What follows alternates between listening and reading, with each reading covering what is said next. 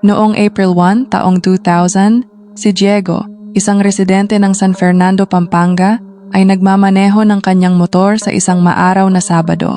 Habang dumadaan siya sa isang tulay, napansin niya ang isang kakaibang bagay sa lupa na nagpatigil sa kanya. Nang lapitan niya ito, natuklasan niya ang katawan ng isang babae kaya't agad niyang tinawagan ang pulisya.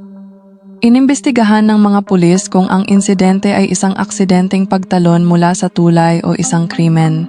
Napansin nila na ang katawan ng babae ay naroroon na ng higit sa 24 hours. Ang babae, na tinatayang nasa edad na 20 hanggang 30, ay nakasuot ng maong at puting sweatshirt ngunit walang sapatos, tanging malinis na puting medyas lamang. Pero bago tayo magpatuloy, nais ko sanang humiling ng inyong suporta sa pamamagitan ng pag-like at pag-subscribe sa aking YouTube channel. Kung nais ninyo ng iba pang mga video tulad nito, malugod kong tinatanggap ang inyong suporta. Ang medyas ay naging mahalagang pahiwatig para sa mga investigador.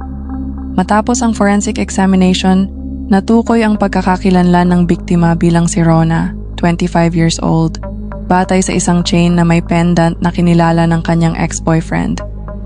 Bagamat inisip ng mga pulis na maaaring nagpakamatay si Rona, mariing itinanggi ito ng kanyang pamilya na nagsabing wala siyang dahilan para gawin iyon. Bukod pa rito, natagpuan ang mga tuyong pulang mantsa ng dugo sa tulay na nakumpirmang dugo ni Rona na nagpapahiwatig na hindi siya kusang tumalon mula sa tulay.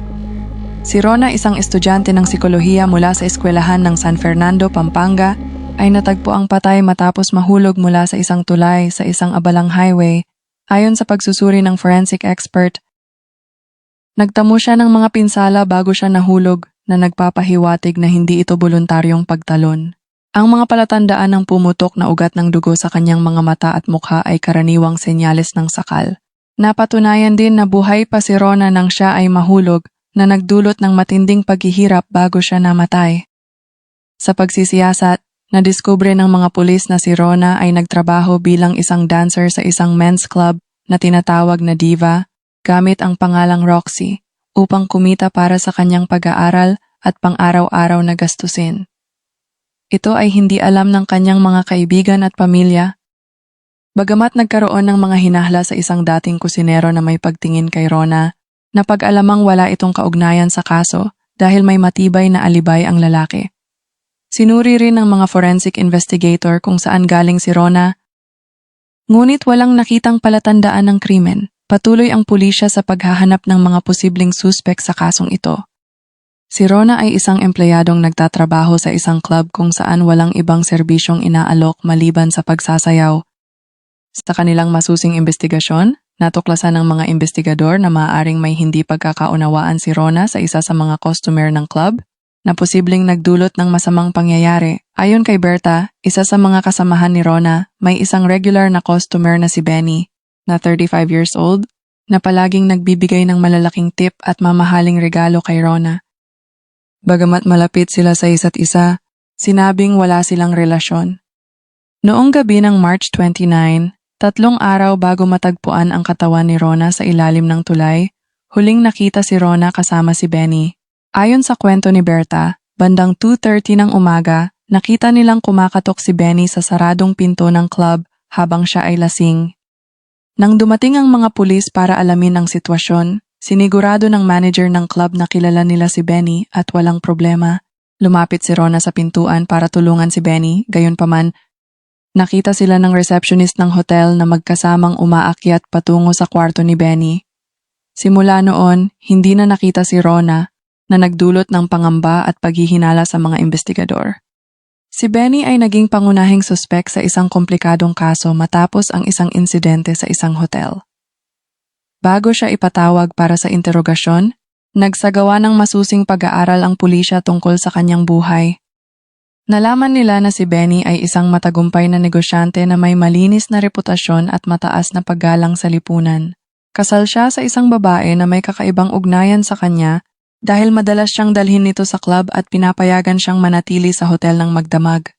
Nang ipaalam kay Benny ang interogasyon, ipinakita niya ang kalungkutan sa pagkamatay ni Rona. Ayon kay Benny, huli silang nagkita sa pintuan ng hotel, ngunit sinabi ng receptionist na magkasama silang umakyat papasok sa kwarto At si Benny lamang ang nakita niyang bumaba matapos ang 20 hanggang 30 minutes para mag-check out, na may amoy ng sabon o shampoo. 5 araw matapos ang insidente, sinuri ng pulisya ang kwarto ni Benny, ngunit wala silang natagpuang ebidensya. Gayunpaman, natagpuan nila ang isang itim na mantsa sa labas ng bintana na indikasyon ng dugo. Ang mantsa ay ipinadala para sa pagsusuri. Ang CCTV sa toll booth ay maaaring magbigay ng mahahalagang sagot sa kaso. Isang investigasyon ang isinagawa matapos matagpuan ang katawan ni Rona na tinatayang 5 minuto lamang ang layo mula sa hotel kung saan siya huling nakita. Ayon sa mga pulis, umalis si Benny mula sa hotel bandang 3:00 ng umaga. Nakakuha ng CCTV footage ang mga investigador mula sa toll booth na nakita ang isang pulang Dodge pickup truck na dumadaan sa lugar bandang 3:13 a.m. na may nakitang hindi malinaw na bagay sa likod nito. Kalaunan, natuklasang katawan pala ni Rona ang nakita sa truck. Muling nakita ang parehong pickup truck na bumabalik na walang laman bandang 3:40 a.m. na nagdulot ng hinala laban kay Benny. Kahit na hindi malinaw ang plate number o mukha sa footage, nagtangkang ipagtanggol ni Benny na hindi sa kanya ang truck. Gayunpaman, natuklasan ang mantsa ng dugo sa ilalim ng plastik na pabalat ng truck na tumugma sa dugo ni Rona, na nagbigay ng matibay na ebidensya laban kay Benny. Sinubukan ni Benny na baguhin ang kanyang testimonya, sinasabing may ibang gumamit ng kanyang truck noong gabing iyon. Ngunit sa kabila ng kanyang mga alibay, hindi siya nakalusot. Sa paglilitis, isinama ang lahat ng ebidensya laban kay Benny na nagresulta sa kanyang paghatol at parusa.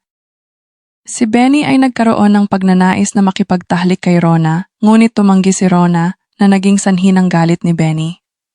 Sa kanyang galit, sinakal ni Benny si Rona hanggang mawalan ito ng malay at pagkatapos ginahasa ang biktima. Sa takot at pagkalito, inakala ni Benny na patay na si Rona, kaya't napagdesisyonan niyang itago ang kanyang krimen. Dahil masyadong mapanganib na ilabas si Rona sa pinto, inilabas niya ito sa bintana ng silid na siyang dahilan na magkaroon ng mantsa sa ilalim ng bintana. Pagkatapos ay nag-check out si Benny sa hotel, isinakay si Rona sa kanyang pickup truck at nagmaneho papunta sa tulay, marahil upang itapon si Rona sa ilog upang maitago ang ebidensya.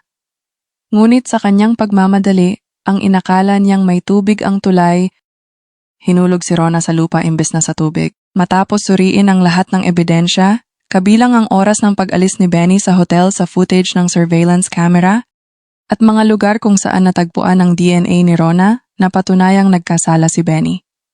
Noong November 29, 2002, hinatulan siya ng habambuhay na pagkakakulong na may karapatang mag-apela matapos ang 30 years.